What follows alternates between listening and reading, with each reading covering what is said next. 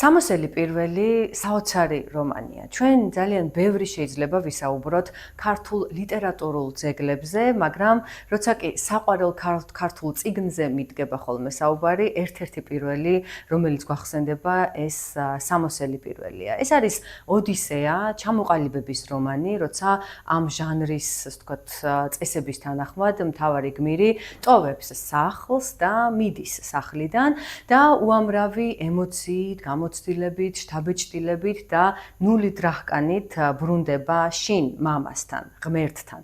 და აი ამ მოგზაურობის ფარგლებში კი ძალიან საინტერესო როლს ასრულებენ ქალი პერსონაჟები, ქალები, რომლებსაც დომენიკო გადაეყრება. და სწორედ აქედან გამომდინარე, ჩემთან შეხვედრის განმავლობაში ჩვენ აქცენტს გავაკეთებთ ქალ პერსონაჟებზე, რომელსაც გურამ დოჩანაშვილი გვთავაზობს სამოსელ პირველში და მათ ფსიქოლოგიურ მახასიათებლებზე. ასე რომ ვფიქრობ, ძალიან საინტერესო მოგზაურობა გველოდება დომენიკოსთან ერთად ფასკუნჯში.